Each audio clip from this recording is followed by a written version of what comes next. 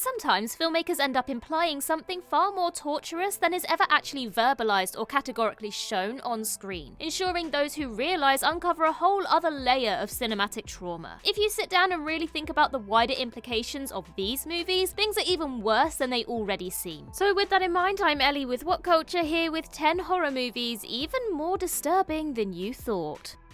Number 10. Ripley experienced everything over just a few months. Alien 3. Even though the events of the original Alien trilogy take place technically over the course of 57 years, it's worth remembering that Ripley was in hypersleep for the overwhelming majority of that time. So if we break it down, the events of the original Alien take place over 2 days at most before Ripley is woken from hypersleep 57 years later at the start of sequel Aliens. Aliens likely transpires over a couple of months given that Ripley effectively re-enters society with a job, while Alien 3 occurs mere days later and lasts for around a week. So if we put that into context, in the span of around 2 or 3 months from Ripley's perspective, she watches her colleagues die, finds out her daughter passed away while she was in hypersleep, then finds out her surrogate daughter Newt dies in stasis mere days later along with her friend Hicks, and later that week sacrifices herself to kill the alien queen embryo growing inside her. Basically, Ripley had one hell of a trauma-filled quarter year, even if from a temporal perspective, the events happened over more than half a century. Number 9. Oscar has a grim future ahead. Let the Right One In. Let the Right One In is a plenty terrifying movie in its own right, though its elliptical final scene ultimately only teases a grim future for the young protagonist Oscar. After Vampire Ellie rescues Oscar from a group of bullies, the pair flee together on a train, with Ellie concealed inside a box, before Ellie and Oscar tap the word kiss to one another. Oh, isn't that cute? No, not quite. It's reasonable to assume that Oscar is now in the position of being Ellie's caretaker from this point forward, sourcing her meals and effectively acting in the capacity of Ellie's prior guardian, who in remake Let Me In is himself implied to have been Ellie's former childhood friend. So basically there's a very strong chance that Oscar's future isn't much different, in love with an ageless vampire while himself aging into an old man before being replaced with another young boy when he can't provide for Ellie anymore. Not such a sweet ending after all, is it? Number 8. The survivors are totally screwed. Return of the Living Dead.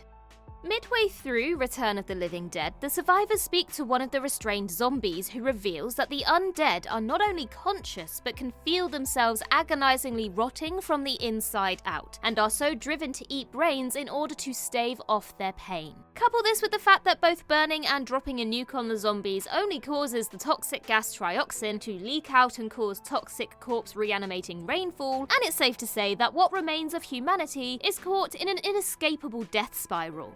Plus, with the film memorably showing that animals are also reanimated by trioxin, the surviving humans have far more to worry about than merely a few billion undead humans, given that we account for just 0.01% of all biomass on Earth. Though Return of the Living Dead broadly engages with the idea that the world is absolutely screwed, the experience of being a survivor seems all that much worse when you think long and hard about what day-to-day life will really be like for them.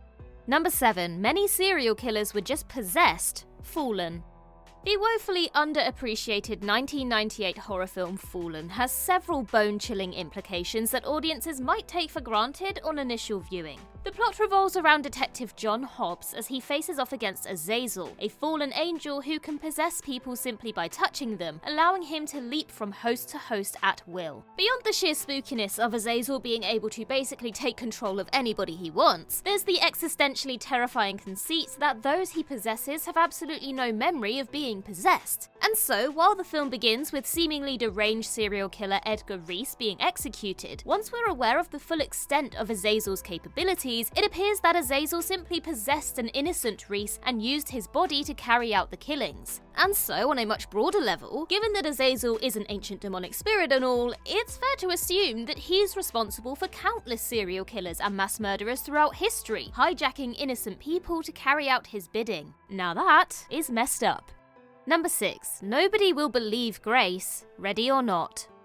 Ready or Not may be a black comedy horror movie, but there's little denying how genuinely unnerving the central conceit is of a Satan-worshipping family sacrificing those who marry into their clan in a sick game-like ritual in exchange for both material wealth and their ongoing survival. The latest intended victim is Grace, who proves decidedly steelier than the family ever anticipated, enough that she's ultimately able to evade them until dawn, at which point their failure results in the remaining family members spontaneously exploding. Now, given that more than a dozen members of the wider family end up dead by film's end, including 2 children, the mansion has been set ablaze and Grace is seen covered in blood by the police when they arrive on the scene, some very tough times are ahead of her for sure. After all, what would the police more easily believe? That Grace was a victim of a cult ritual, or that she systematically murdered the family and burned their remains inside the mansion? Basically, there's a very strong possibility that Grace goes on trial for serial murder, and even if not, she's going to spend the rest of her life being viewed with intense suspicion by both the media and the authorities.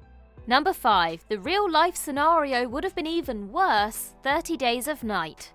David Slade's overlooked action horror flick 30 Days of Night takes place in the Alaskan town of Barrow, where a band of vampires attempt to feast just as the town enters 30 days of polar night. That is, 30 days without sunlight, giving them free rein to cause a massacre. It's a terrific setup for a movie, no doubt, yet both the film and its comic book source material actually ended up underselling how horrific the situation would have been in real life. As it turns out, Barrow's period of night is much longer than depicted in the film. Because the town sits 300 miles north of the Arctic Circle, polar periods may last as long as 66 days. Needless to say, outlasting the vampires for over 2 months sounds downright impossible, and that's perhaps why the source comic pared it down to a more manageable and believable 30 days. You know, artistic license and all that.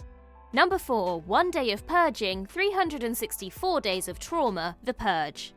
Throughout the Purge series, the focus is generally placed on citizens murdering one another for kicks, but rather glosses over the fact that there would inevitably also be a glut of horrific non-fatal crimes. There's also a strange presumption that things basically go back to normal after Purge night, and that once the Purge-inclined have extracted their pound of flesh in whatever form that may take, everything's hunky-dory for the next 364 days. But of course, trauma is a thing, and beyond the pile of bodies left in the wake of Purge night, the United States would find itself in a mental health crisis as the survivors struggle to come to terms with their own friends and family being killed, and with a government that will continue to endorse the yearly tradition itself. Number 3. Earth is even more doomed than you think, Piranha, 1978.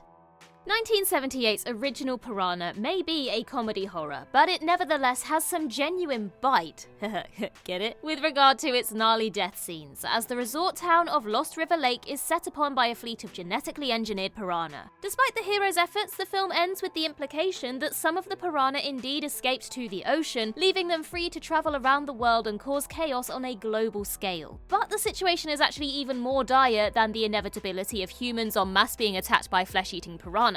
Allowing genetically engineered piranhas capable of withstanding treacherous environmental conditions to enter the free ocean will likely result in outright ecological disaster, with the delicately balanced marine ecosystem being disrupted by the ravenous critters. Given that every living thing on Earth is reliant on marine life to regulate oxygen levels, the piranha and their inevitable offspring could theoretically devour it at an unsustainable rate, in turn leading to mass extinction of ocean life and accelerated global warming, threatening Earth itself. This would obviously be a worst-case scenario, but the issue is ultimately far more concerning than mere humankind being attacked by piranha all over the world. It is an issue which could actually affect every single creature on the planet.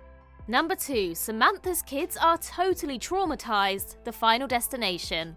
The Final Destination ends, yet again, with the survivors being brutally killed by death after believing they've escaped. But there's actually an even more unsettling implication which occurs earlier in the film. You might recall the gnarly demise of mother of 2 Samantha Lane midway through the movie, when a stone is inadvertently picked up by a lawnmower and propelled right through her eye, killing her instantly. But what you shouldn't forget is that the stone was accidentally thrown into the lawnmower's path by one of Samantha's sons, as the pair were briefly shown throwing stones bones at a stop sign moments earlier. Basically, one of the kids got their own poor mother killed, a realization which will surely leave them traumatized for the rest of their whole damn lives. In a series known for its cruel deaths, this might be the most low-key screwed up of them all, cruelly saddling thinly sketched child characters with a lifetime's worth of anguish before leaving them in the dust to be quickly forgotten. Number 1. The tree has a taste for flesh, Poltergeist.